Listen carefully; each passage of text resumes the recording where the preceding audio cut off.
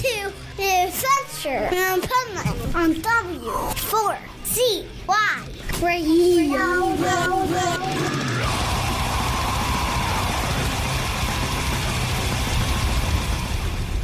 Wake up, America!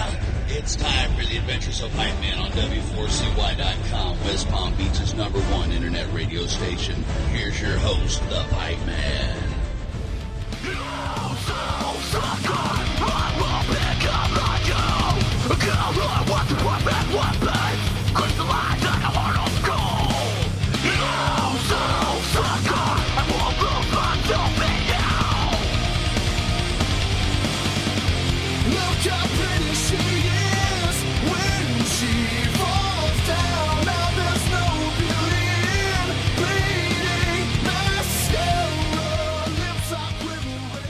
This is the Pipeman here on the Adventures of Pipeman W4CY Radio, and I'm here with Brandon Saller from Atreyu. Nice.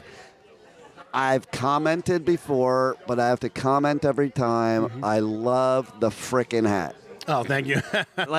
It's so cool because you look at it at first and you think it's Bass Pro Shops. Mm-hmm. And it gets me every time. Like, every time I see you, it gets me. We felt like if there was people that would appreciate the Bass Pro hat, it was going to be here. Right? Yeah. It definitely would, for sure. So, how's it feel to be on Shiprocked? How many times have you guys been on Shiprocked? This is our second. Wow. Second time. Feels good, man. I don't know why it took them so long to ask us back. Maybe next time they'll learn. Yeah, they better bring you back next year, too, right? So how is it for you as an artist to be on Shiprocked compared to doing the festivals, as an example? It's kind of the same sort of vibe. I feel like people are just as excited here, maybe more than like the festival vibe. But it's just like a cool, different experience. Like playing on open water and moving around on stage is something, but it's fun. I was going to ask somebody, I forgot earlier about that in an interview, like, how hard is it if the boat's swaying for you to be playing up there? Me standing up now, like the last time I did it, I was playing drums in the band, and that was weird because you're sitting down, so you feel a lot more. Less so when you're standing up, but you hit a big sway, and you for sure feel it. And the stage when we played on Sunday was soaking wet, so that was also fun. Oh, yeah. I think I remember that. I think I was watching, I'm like, fuck. Hope something doesn't happen. I'm surprised not more people fell. It's good. But it was all right. Right? Yeah. But it was a badass set. Thank you. And you're playing again when? Thursday, yeah. Thursday nice. In the theater. So how's that, too? Like, going on Shiprocked, you play twice. Mm-hmm. Do you like playing two different sets, 2 different days? Yeah, it's fun. You sneak a couple different things in there, and just got to make sure you don't party too hard in between. So right? You can actually get to play both of them, you know? Unless you're Hollywood Undead. Yeah, then you just chill. Or you just keep partying no matter what. Well, you should have seen they were on the Family Feud. Oh, yeah. Okay. And King Don was so drunk. Oh, yeah. And so entertaining. Yeah, he's a legend. He's an absolute legend. Oh, it was. And he won it for them. Oh, yeah. Like, it was. You couldn't have scripted it. That's awesome. That good. That's awesome. You know? Yeah, he's a legend. So what else you guys got going on in 2025? We're busy. We're going to South America for the first time. We're doing a bunch of anniversary touring for our album, The Curse. We're doing UK and Europe. We're doing Australia. Probably be back in the States at the end of the year. So we're all over the place. Are you doing that festival in Sao Paulo? I think it's like Hell something, not Hell Fest, because that's France. I wish we were doing that. That's awesome. No, we're just going to do like a headline show, and kind of it's our first time going out there and headlining. So it took us 25 years, so it should be good. Wow. I was talking to somebody a couple weeks ago, and they mentioned that festival, and like literally 2 days before that, it was on my radar. I'm like, I should check into this festival. And then he started saying how great it was, and you definitely have to work a festival in Brazil, and how the people are there. And I've heard it's absolutely insane, so we're looking forward to it for sure. Yeah, that's going to be fun. And so I have something fun for you. Okay. I brought something here I haven't worn since I'm 16, and I haven't ever brought to a festival, but I figured it's 80s themed. Yeah. Oh yeah, that's a good. So I want you to look at this battle vest, and I want you to look at all. I drew everything on here, dude, exploited. Yep. Dude, that's great. I love how a lot of the patches are like worn off. Oh yeah, and that's the pit, and then what are these patches made of? And like that's you're the second one that asked that, right? right? And what What Metallica logo is this? That's Jump in the Fire. These are deep cut fucking patches. That's what Winston said, because look at the back. He's like, I've never seen Metallica have that kind of... You could sell this on eBay for so much money, I bet. Right? Some freaking rich idiot would buy this for fucking $5,000. Can you imagine? Dude. I would never sell it, though.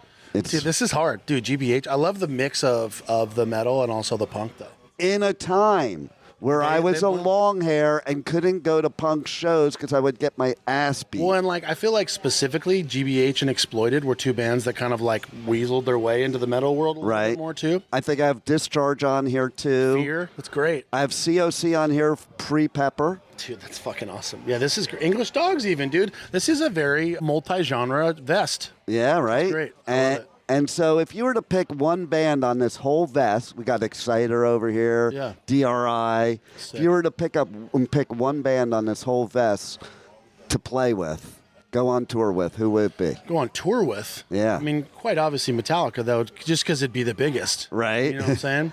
If we're going to go most cred, I'm going to go Exploited. Nice. Yeah, we grew up on Exploited, so. I got a funny story for you about Exploited. Yeah. So I was interviewing Exploited. I think it was a festival in Europe. I can't remember. I think but basically, no, it was a club show at Punk Rock Bowling. Okay. Okay. And it was right before they were going on stage. And I decided in my head, I'm going to rile Waddy up. So get ready for the show. Yes. So I said, so Waddy, what do you think about pop punk? Yeah. Oh my God. I knew what I was going to get. Yeah. He went off, and then he went out on stage and he started the show by like, punk, not punk, fucking bullshit, not punk, bunch of bullshit.